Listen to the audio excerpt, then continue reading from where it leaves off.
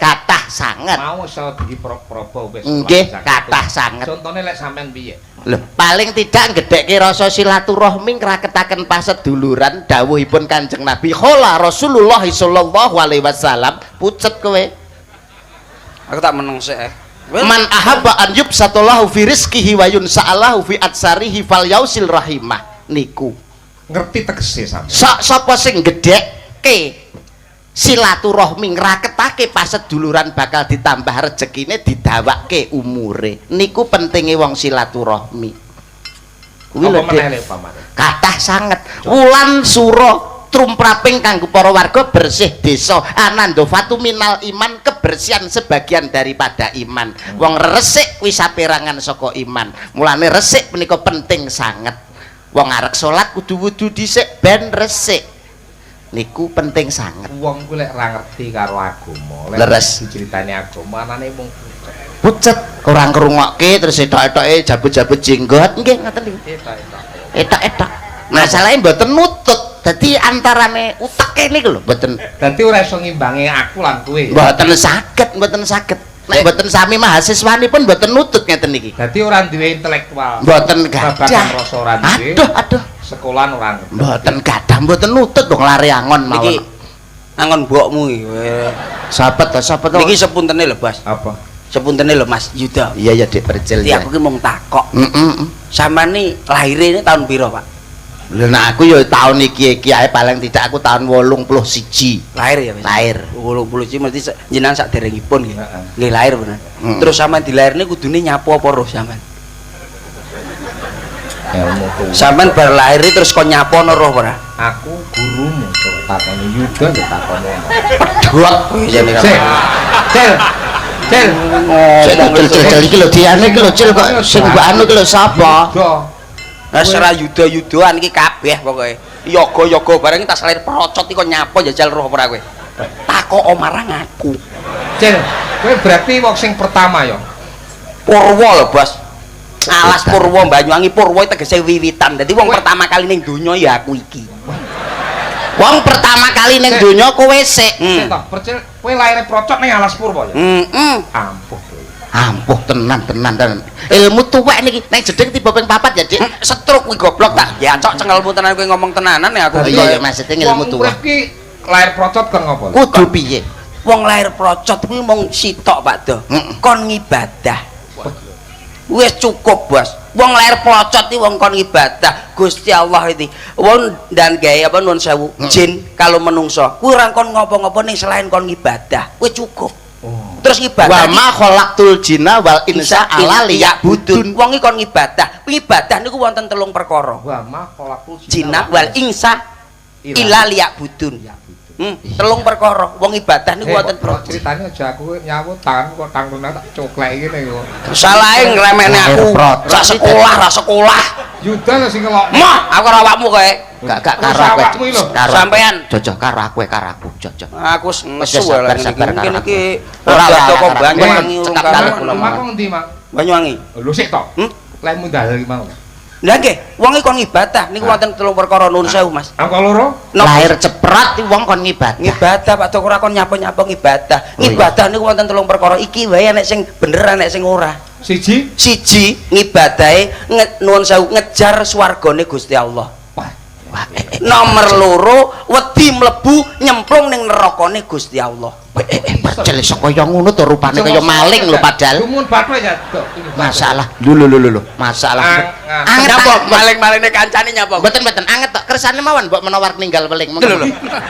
Mbok kondang bongko aku. Gak maksudku meling sing barang sing apik lho, Dik. Angka 3 kuwi golek ridane Gusti Allah. Wah, kaya ngono, Cel. Wis jare sembodo leh ngipung-impung tak kamplengi ndasmu biyen cek cilik katene pinter apik tenan. Dadi lahir ceprot iki menungso kon ngibadah. Ibadah Pak Do. Lah saiki aku takon karo awakmu. Iya, Pak Do. Sebab apa bayi lahir ceprot kae kok mesti metu rambute? Lho, sebab kuwi lho, wancane ya wis ngono kuwi. Ora iso, Dik. Lho, alire iki lho kok sebab lahir procot iki mesti metu. Ora iso. Lah nyapa? Sebab ning jero weteng gak enek tukang potong rambut. Wow. Iya, Pak Do ya. ngono lho. Iki srekalane gitu ngene, Dik. Dadi umpamane wong lahir procot, Heeh. kuwi ning jero Ora enek wong potong rambut. Lah nek mesti dikeroki. Lah apa sabab kok ndase dhisik sing metu? Lho, Ngerti? mboten ngertos, Bos. Lah ya iki lho. Terus Iki, saurane. ora ngerti. Sebab apa kok ndak sesek sing metu? Lah tangane kuwi ngowok-ngowok liyane, Bos. Aduh, percil ya apa angel. Wih aneh. Bayi layar cengar, nuwun sewu. Bayi layar cengar ceprot ya sebab apa kok mesti nangis? Loh, sebab ya lho, ya lek nangis ya mesti umume wong lahir sebabnya apa? Sebabnya apa? Ya sebabnya urip Pak Do. Ah ora iso. Lah sebabnya piye? Sebab nek bayi layar ceprot terus mblayu ki dukune bayi wedi. Wah, ngono Pak Do. Lah Sebabnya lah lahir procot bayi procot. Sebab lah apa ki lanang, lahir lanang ya bayi lahir procot. Sebabnya apa orang rokok? Ayo. Ayo. Lah bayi yo gak iso ngerokok to. Ora Pak Do. Lah sebabnya? Sebab Pak Do karo Indomaret Pak Do. Aku lak cedak. Lah banjolmu maksa iki.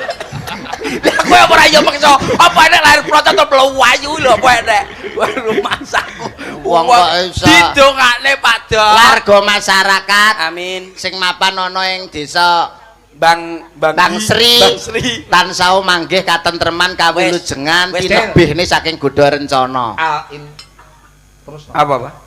Wong ning donya iki. Oh, insanu mahalul khotok wa nisyan. Wong ning donya ki Lah nyapa lu nganggo insana-insanae pewatukno ya. tak kepruk dengkulmu tenan iki aku ngomong tenan iki. Lah gak kok iso paseh wong ning alam donya kedunungan bener karo salah. Dadi lek nek luput awake dhewe ya njaluk sepuro Pak Do. Iki mung hiburan. Hiburan. Kula nderek Pak Sun niate awake dhewe mung menghibur, tontonan bisa gawe tuntunan sing kebak tatanan sing katon tumata. ditata. Heeh. Dino nderekne Pak Sun niku kula dangu nuwun sewu, Pak. Ya awake dhewe ya karo ngudi kawruh. Dawe Pak Sun awake dhewe aja lumuh golek kawruh sungkan golek pengalaman. Lah diomong kejarlah ilmu sampai negara Cina. Betul Dek Percil. Nah, wong urip kudu betah melek. Bener. Dawuhipun para sepuh, para pini sepuh. Apa, Pak? Sing wis kasuwur.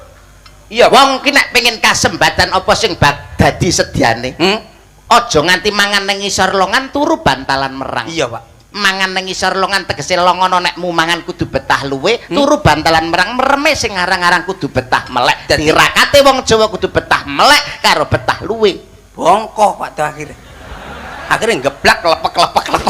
Lah kok iso ora tau bongko? badok, ora tau turu akhirnya. Lah kok iso? Loro mah Pak Do. Lara omah pindah kidul omah. Lah sebabnya apa Pak Do?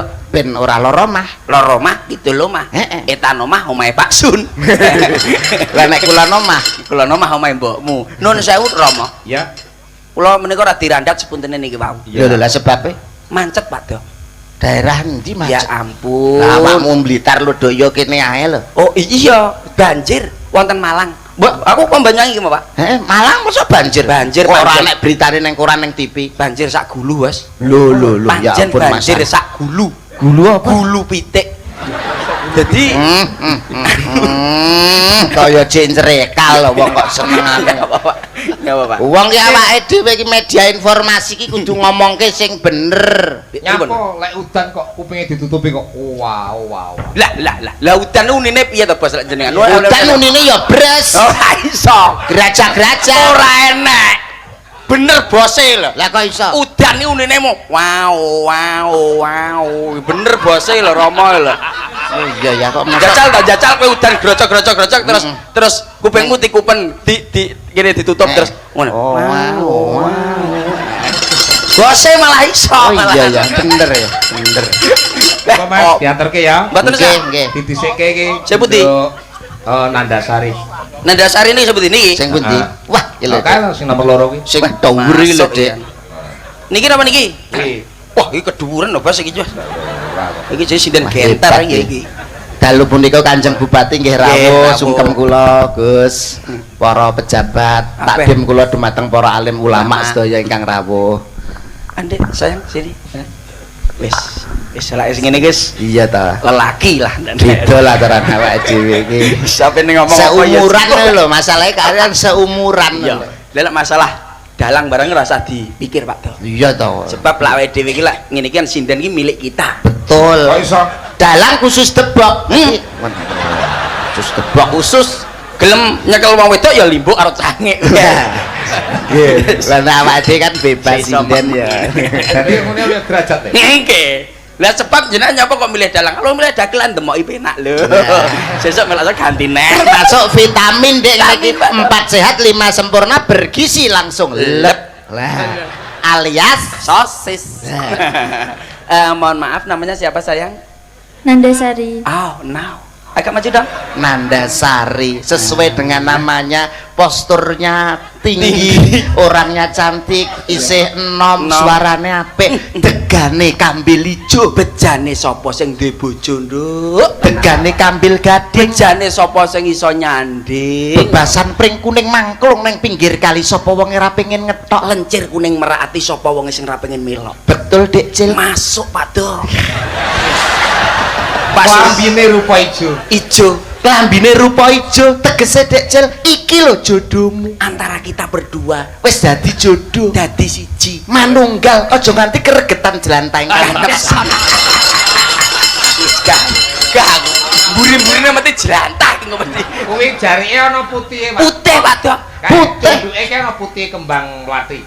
Kembang melati. Melati. Putih tegese suci. Apa to tegese suci? Susune. Kowe ki angel kowe. Lah ngono dikene kancane. Ora dibacok tak umpane nang kowe ngono. Seneng nak kancane didoni Ana wong. rupane kuning. Kuning tegese lumaku kanthi wening wong urip aja nganti keregetan marang jelanteng kanepson. Bibire rupane abang. Abang, artinya aku bangga bahwa malam hari ini bisa menghibur warga masyarakat Mbang Sri, aja nganti keregetan marang jelanteng kanepson. Rambuté rupane ireng. Ireng iri dengke ora pareng, wong aja sok lino milik barang kang melok selak ke susu mulu, aja nganti keregetan marang jelanteng kanepson. Ya, tak tok eket mangko. Nek jarike rupa biru. Biru tegese bisa ditiru kanggo patula dan anak putu, wong urip aja nganti keregetan marang jelanteng kanepson. Son. Aja nganti keregetan jelanteng kanepson. Diaturke ya, Nduk. Nggih, Napa riyen, nggih, napa mangga, riyen? Mangga, mangga. Apa pasangano karo sampean. Oh, siap sama saya. Tangan kamu yang kanan. Yang ini. Tak itek cekelmu lho malah. Lah jare kon tangane. Oh, halus banget. Seperti halusnya cintaku kepada kamu sayang. Wah. Kamu tahu nggak apa isi di hatiku? Ada usus, rempelot. Lah. Pasangan yang ideal bagaikan Romeo dan Juliet. Oke. Mbak Nanda seperti Juliet. Oke. Percel seperti pencopet. Nggak apa-apa, tapi kan menyopet hati kamu Nanda. Asik. Satu nada sayang untuk aku. Lagu. Kamu tahu hati. Hah? Kamu tahu hatiku. Kamu tahu hatiku. Belum tahu karena aku belum membuka kamu. Maksudnya buka hati nih loh, apa jerone loh. Aku nggak tahu isi hatimu, tapi aku tahu apa yang dalam bokongmu.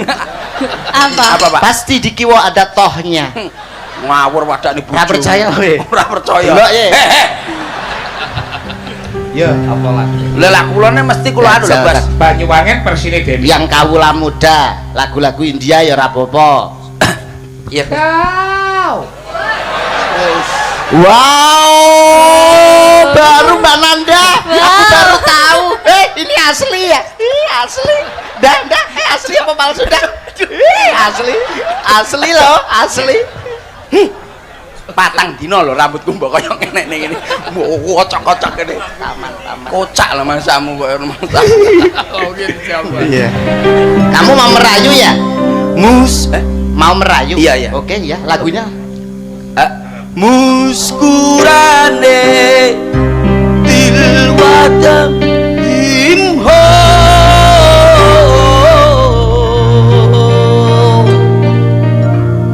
Muskurane nek percil kaya cempe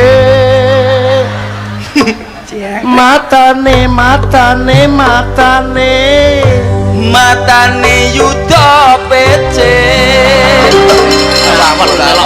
Awakmu Nyapa lho iki?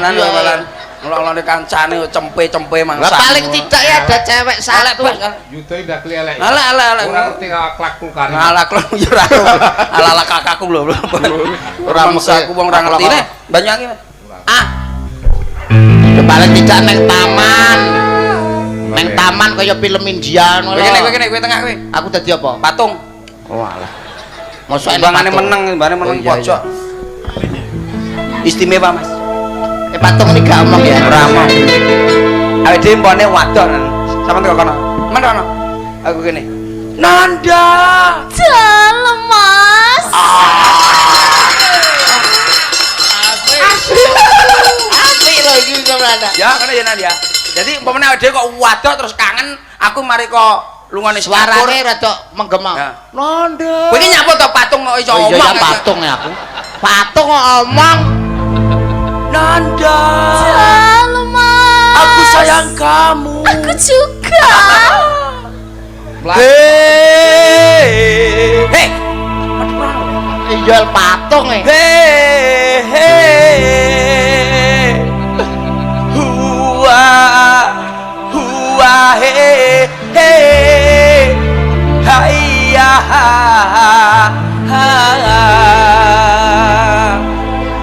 Kau yang mempesona. Aja mbok uyek. Ya, Iki senep. anggun senantiasa menawan istimewa sayang. Membuatku nyapa to omong eta. Ya cok cengelmu tenan kowe malan. Weh merayu ya merayu terus jejeki bapake Jonet. Mok ngenekne lho. Membuatku jatuh cinta terpukau tingkah lakumu. Ini nyapa tak begini? Membuatku tergila-gila. Cel, kelas India ya. Napa? Terus kelas India. Iya. Oh, India. Sing lagune keras. Nadane. Bas, iki orkestra sapa ta Bas ora? Wah, wis somben aja gawe Manggal aku undang kowe iki. kondang apa? Kibot teng blera-blero kancane bingung. Oh sing blero cangkemmu Oh, iso. cangkemku to. Sorry. Jajal tumbio, jajal tumbio. Neng iso ngibot ora to jajal. Neng dang neng. Dang. Gasmu lho. Ora gendem. Dem. Oh iya. Judel. Tumire atu tumbar ya. Ngomong apa? Rasa patung-patungan. Apa? Kok jejek ya Pak Jonet. Ora ning ngono rasa nesu. Oh, apik dadi patung kowe, Pak. Masa sae? Patung. Masa apik ya Dek? Apik no. Sayang. Ini patung ini bagus apa enggak jelek ya? Jelek. Ah kalau bagus itu diberi merah-merah sayang. Oh ya. Oh iya, bentar saya cariin ya sayang ya. Dibuatin nanti saya. Dia bangga, Mas. Iya, biar iya sayang ya. Iya. Gitu ya. Kamu maunya yang mana? Yang sini apa yang sini yang di merah? Pipi. Oh iya. Masa patungnya yang menengai? Menengok. Lah iya patung masa omong. Dari patung dikei. Enggak oleh omong. Bunter, Cil. Ah, yang mana sayang? Baru bertanda cinta. Oh iya. Cangkeme, Cil.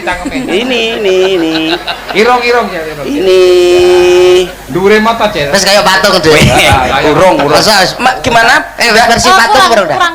Masa urung persis patung? Urung. Lah ngapa patung ngomong? Lah iso nyapa tapi kok. Ini. Bagus sudah? Belum? Cil. Belum. Gimana? Bagus keplak dasar tuh. Oh iya. Bagus. Antem lah. Kongkong bose. Ya, semangat, Cil. Yo.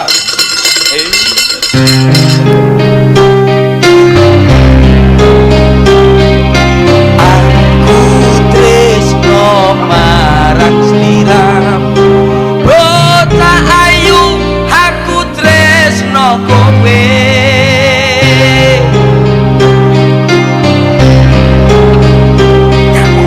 Tresnaku yo sliramu.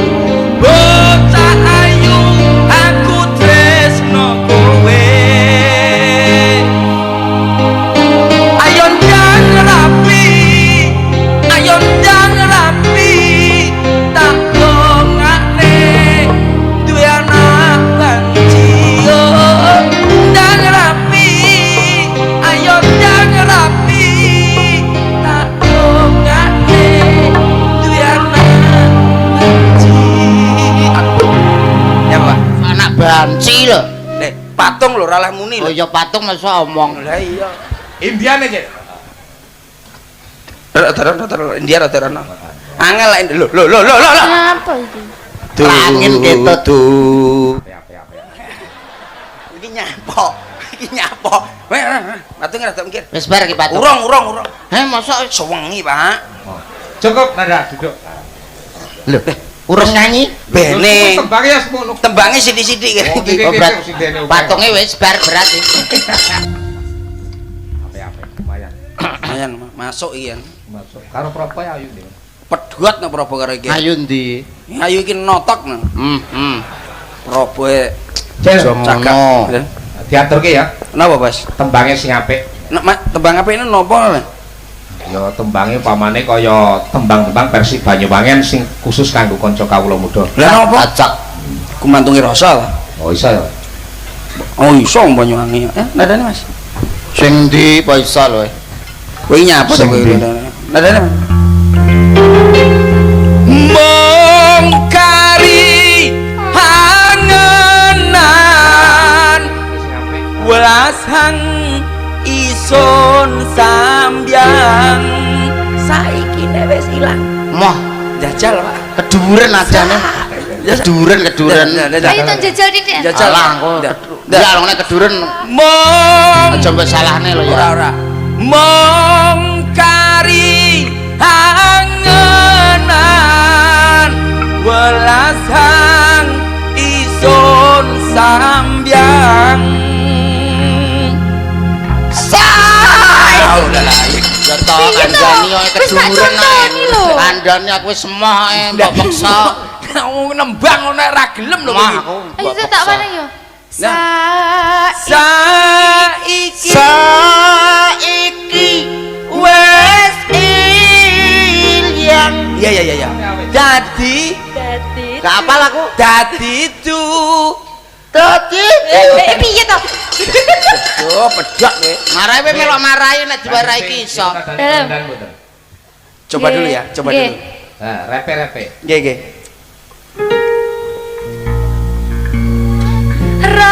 Rasane ketonton. Boleh nyuwara tanpa iringan suaranya sing banter cedak kene iki. Nah, las. Rasane ketontonan pengen isan buyang ngapoti wong lanang liyan tibyane malah kelaran. Apik. Tuh, Apa to? ngandeng-ngandeng aku. Ya anak berceria ya anak. Ya, tetek ya. Nggih, kula tingali. Maka. Kula tingali niki mangke. Wis dadi ya Masuk Pak To. abani ta. Cil. Napa, Bos? Robot ini asli cantik. Surabaya. Bos ini ya cantik. Lah apik piye wong copet bapake karo sing kelakuane ra ngono. Lha Rasa- iku cabung rase rasa monyet. pedhot zaman karo aku. Rasa monyet. Ya apa menungso. Nyek lho. Mas Percil. Tuh. Oh, Nakal kan. nakal. Mbiyen geleman, mbok lek saiki gak ero. Iya. Mas. Gelemane piye? Gelemane mesti jak sapa-sapa gelem lho, Mas. Rasane. Mbiyen yo mbok Tahu ora awakmu? standar mbiyen 75 Prabowo kaya spasi. Karo aku piye tahu. Yo Sampeyan tinju lho. mbiyen tahu tapi yo saiki wis tak lereni, Bos. Jenenge Ades madhep kula. Laporan piye? Iya nek seminggu pisan biasanya mbiyen. Mas Percil. Rene ta. Rene tak lah, Mas. Moh Aku lo kangen karo sampean Rene, Mas. anu Pak Rianto niku lho jenengan anu kula Pak Rianto lah. Lho, lek Ora Bapak butuhe karo awak. karo sampean, nek Bapak Rianto kan Undang wis to. Iki lho bapakku. Lha padha ae ngono lak Wis ta, diomongin. Mas. Enak karo sampean. Cil moro. Moro rene lho. Lek, Mas. Aku sungkan Bos mbiyen tau karo aku ngene lho. Apa kowe ndak kok dirabi wong dasare piye? Ya emoh to Bos aku ngono nyelot gedhi wis apa iki. Mas Percil. Anu Pak, kalau Pak Rianto. Langsung. Sampean lho, Mas. Rob. Sampean. Langsung esodok. Sampean mang muni apa? Mbak Probo lho teko Surabaya. Terus mareng ngono aku kok krungu geleman terus 75 iku apa maksudnya? Mas Mas? copet. barang. Abang mbiyen kan zaman nyanyi elektron mbiyen lho kan dijak sapa-sapa gelem. Oh, maksudnya gelemane perkara iku. Perkara tunan. Napa, Pak? Wah, iki angel to. Ini apa to? Biyen tenan. Yus ngono kuwi lho, Pak. Biyen lek sapa lho ra nulung kanca-kancane ne sapa ya. Ora iso mangan lho ora tak tulung. Mas Percel. Cel. Mas Percel. Jeru nek ki mang wis ngarani bapake copet gak iso mangan jeru. Terus gak iso mangan terus sing nulungi iki. Ngomong apa? Jelasno. Gak iso nulungi matamu yo. Apa kowe? Wis gak ngurus, Bapak. Ora anu. Kok iso 7-5 terus karo kon seminggu pisan rumangsamu aku apa? Maksudnya nyanyi karo aku lho, Prof. Anggap Iki lho marai sengkuni iki lho angel. Lah yo gelem. Bicara rasan-rasan yo gelem salah. Rasan Wedok kowe padha. Senengane rasan-rasan kuwi. Ngerti gak kuwi? Ngono kon ya kok katut. Ayo. Lambene lambe apa, Dik? Mah, aku mah. Lambe apa? Ambil lanang yo ngono. Wedok yo ngono. Nggih, karo gunung. Gak aku rasan-rasane. Ora munggo lho. Apa niki? Coba kaya ngapa? Tobil. Wah, Tobil. Wah, es Programe dino lho aku. Jantung rasane kan. Dok, Pak Dok. apa? Mbok wis ora usah iki to. Lho, piye to? Lah apik lho. Iki cahe ganteng, bagus, putih. Ganteng apa? Ngopo? Bocah potongane kaya madu mangsa. Tobil kaya madu mangsa wae to. Ya, ha. Bocah yo janapa ngene kok. Cil. Niku kok janggel jagung ndek. Ya Cil, Kaya ngene dunggane. Cepetan anune. Apa yo kenek to dinandani sapi api apa yo kenek to? Ora kena lho, Bos. Iki kudune ketok magic lho, Bos. Iki ngene wis mentok lho iki. Ngono. Nek cepat musulakone. Rambut iki apik. Pil kowe iki jenis ngono yo melok barang nyang. Suwe-suwe sirahe kaya kijing ya. Iya ya, Pak. Apik rambut dikonokne ra. Diingi kok Yo ngomong mesti melok. kok bubrai. Waduh. Lho raine sing endi? Ora ketok. Gendruwo lho. Nah, ngono wis apik ngono. Nan Dik kaya maesan. Heeh. Mas mau pundutane canon tetep gawe laku maning-maning. Oh nggih. Maning-maning iso. Apa iso lho? Suarane po nutut. Kongkon romo maning-maning lho. Iso apa ora? Ora iso idoni wae. Nek niki masalah di hadapan anu nek ngantek suarane elek isin lah awak dhewe to Dik. Awak dhewe katut isin. Cel, menurut penemu bisa nyuwara apa ora? Lah iki nyuwara lu ngentute pales lho bocah iki kok. Ora meyakinkan Dik iki wajahe ora meyakinkan. Janaka ya, Cel. Janaka apa? Janaka kencing manis kuwi koyo. Nadane Mas, jajal aku. Rumah ora kuwi. Nadane apa lho? Kok contone wae, Cel. Nih lho.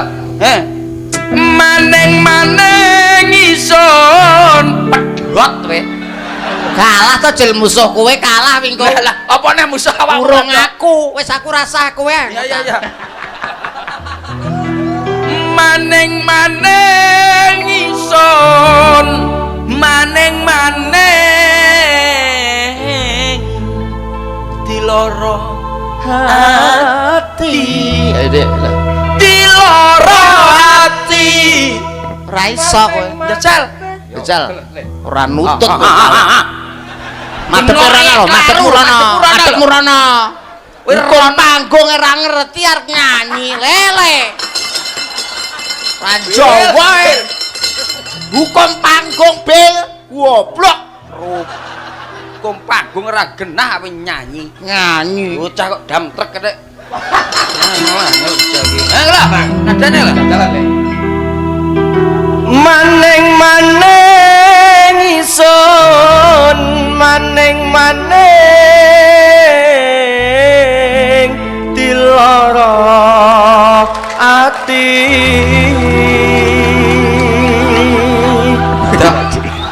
Baca. Ayo pamit saiki ayo. Pamit saiki ya. Pamit saiki ayo. Iya. Lah rai karo swara gak cocok lho.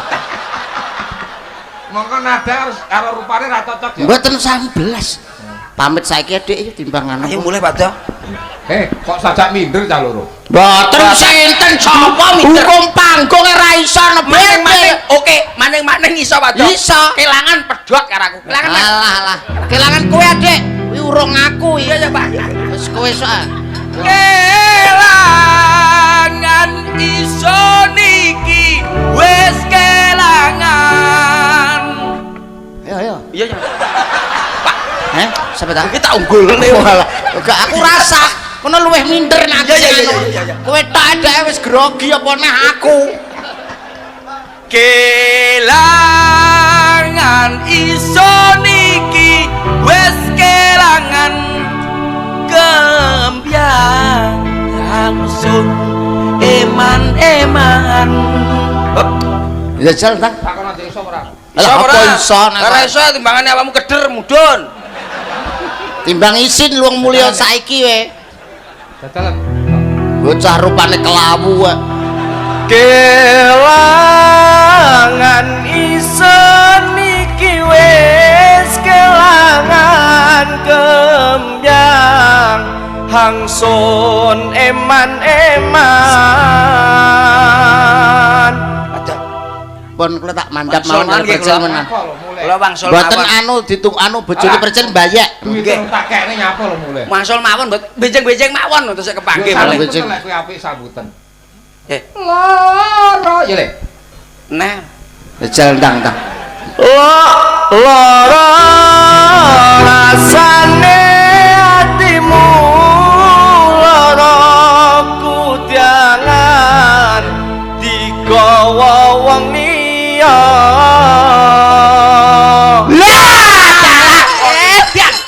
bandeng kowe iki suara iso kaya ngono. Aku percaya nek lagu Banyuwangi apik, tapi nek ragune Rita Sugiarto mesti elek. Pedhot kowe. Sing ngarepe ke ra re ra re ra re ra re ra. Ayo. Pedhot lah lagu. Ra re ra re ra re ra re ra. Dang. Ya, kowe.